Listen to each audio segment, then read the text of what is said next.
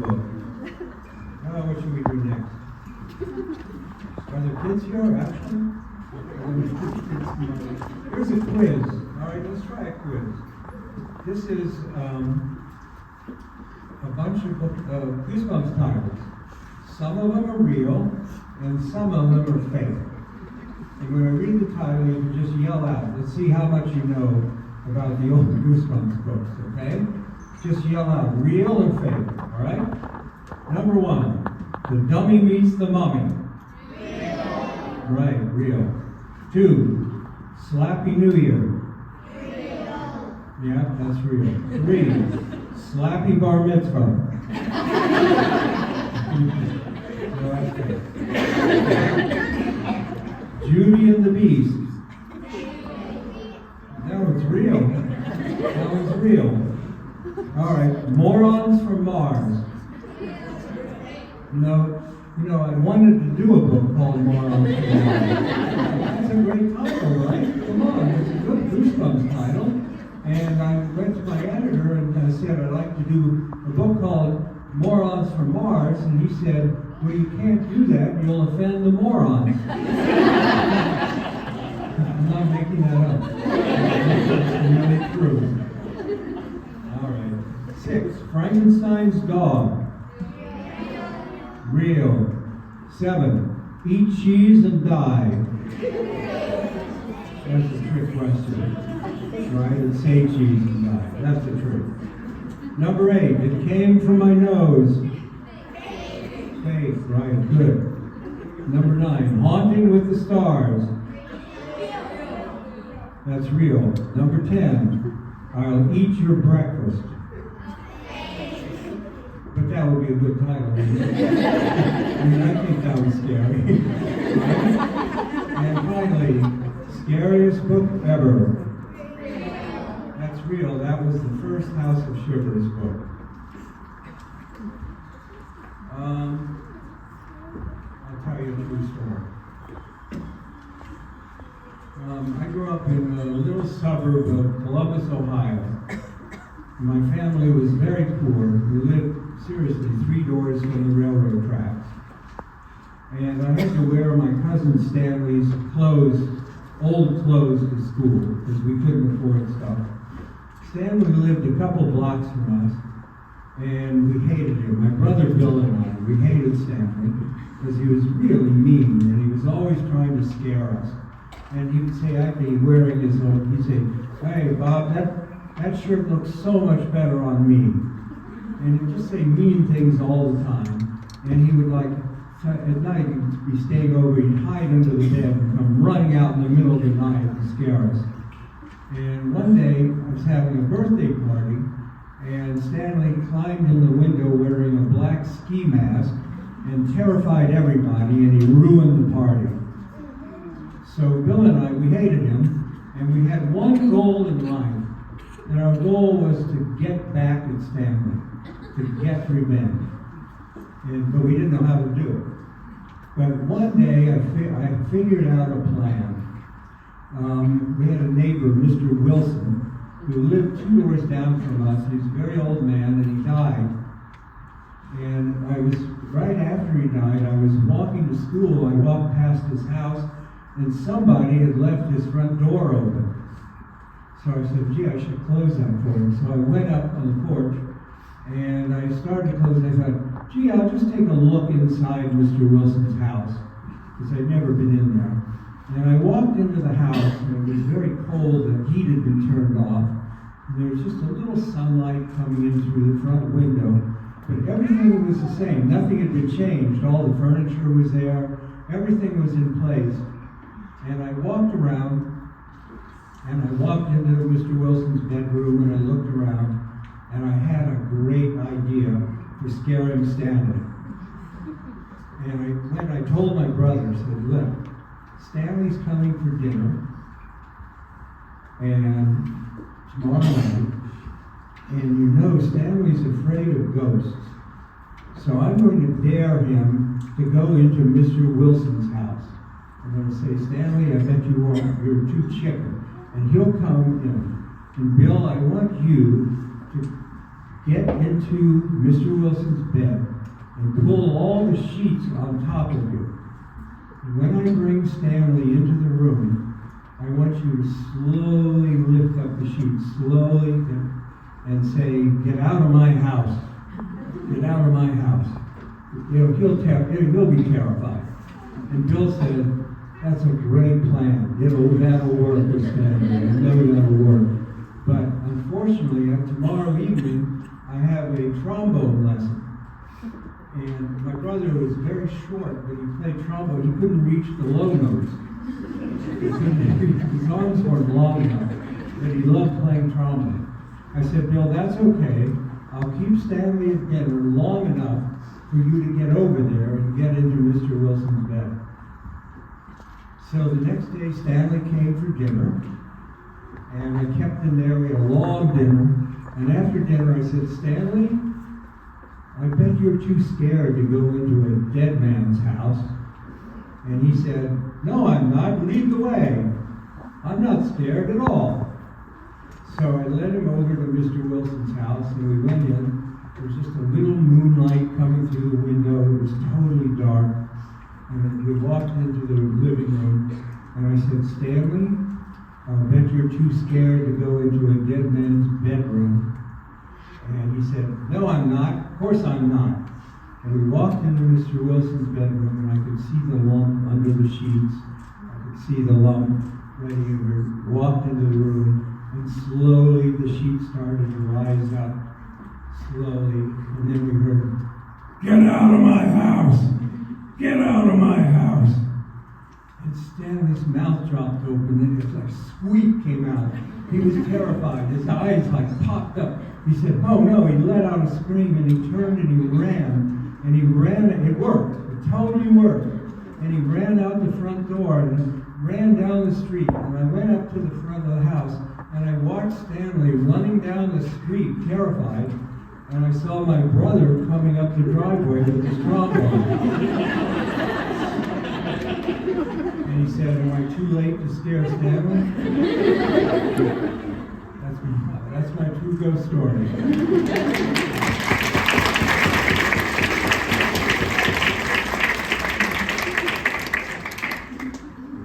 You think I made up part of that true ghost story?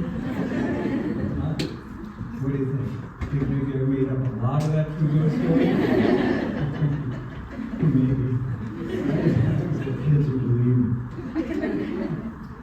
One of the nicest things, what am I doing? Do it in any order. People are always asking me, what scares me? What was my scariest moment?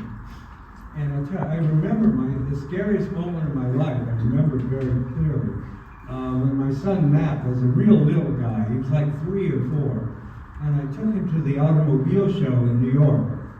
There was thousands of people and hundreds of cars, and I lost him there. That was my scariest moment. This incredible feeling of panic. I couldn't find him. And it only lasted about 30 seconds, 40 seconds or so, and then I was just scared to death. And then I spotted him standing over by a car, and I went running over, and I said, Matt, are you okay?" And he said, "Where were you, Dad? I was about to call the manager." He's a New York kid. I shouldn't worry. He's going to call the manager. Anyway, my son's claim to fame, maybe you've heard me tell this, is that he never read a Goosebumps book. He bragged of this. Yeah, it's horrible, right? He was the right age and everything. And he knew how to make me crazy. He knew how to get Dad, right? And he never read a book.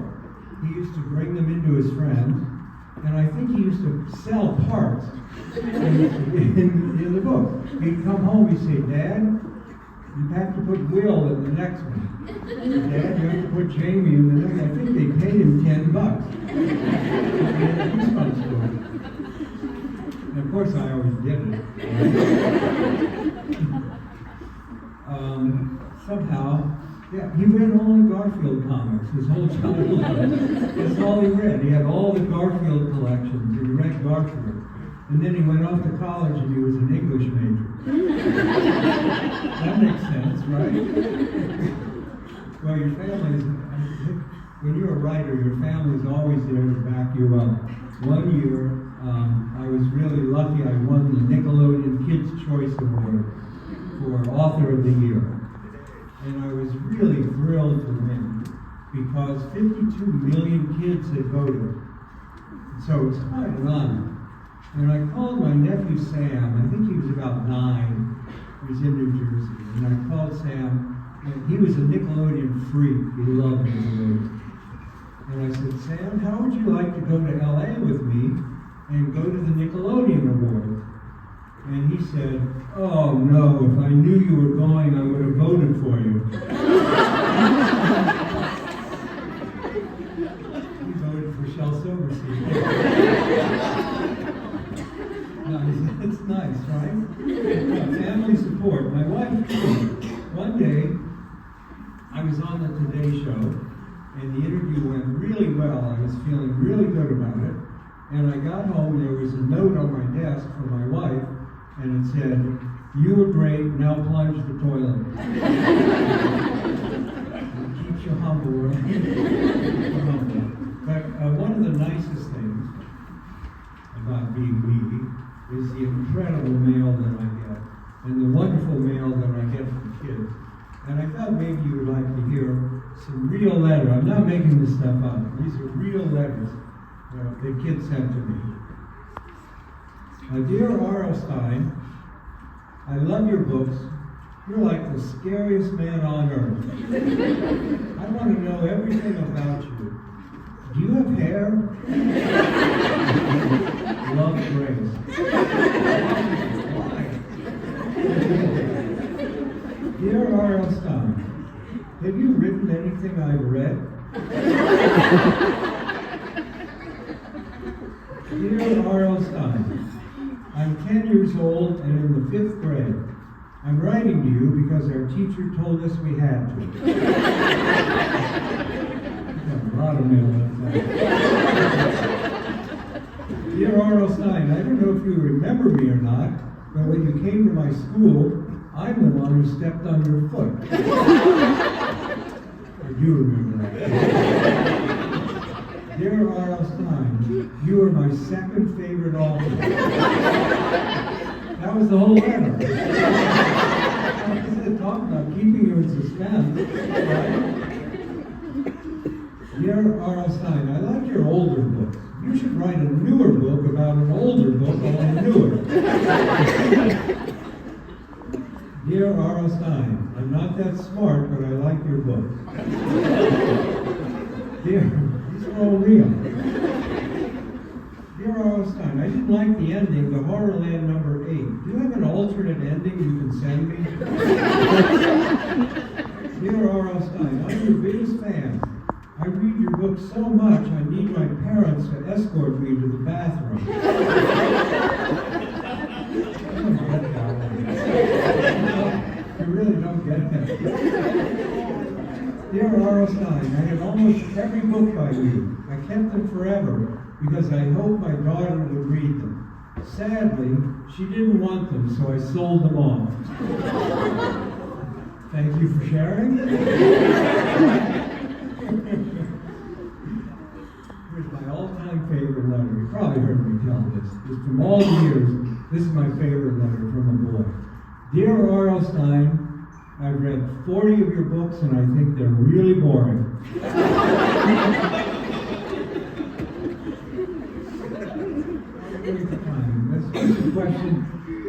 Let's do questions and answers.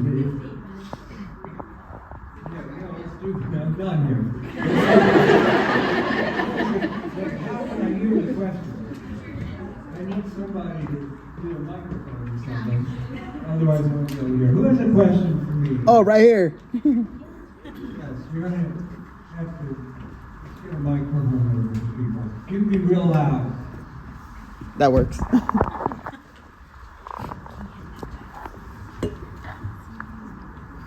Hi, can you hear me? Oh, that's nice to have. Again, I'm a huge fan and everything. Yeah. My question is, and this is usually what my kids want to know and ask, and they told me to ask you this. Yes. Was what's your favorite cereal and why? What? What's your favorite cereal and why? I don't know why. I like frosted mini wheats. It was just Is that a good answer? I don't know. Yeah, it was just. Questions I've never been asked before. Well, it's one of those things that we like to throw off people. Because I'm sure you hear everything about your books, and we because I'm sure like you hear all the time everything about your books and little details and everything, and Yeah. this one we. Why is your kid so interested in cereal? Well, I mean that's their favorite thing. So. I like Honey Nut Cheerios. We can go on all afternoon. We got time to kill. I know. But that's my question for right now. But thank you though. I went back to my old elementary schools in Columbus, and I spoke, and the kid raised his hand and he said, "What's the worst book you ever wrote?" I said, "What's the worst book you ever wrote?" And I actually had a few worst books, and I don't know why. I came up with We have one here. what? Hi,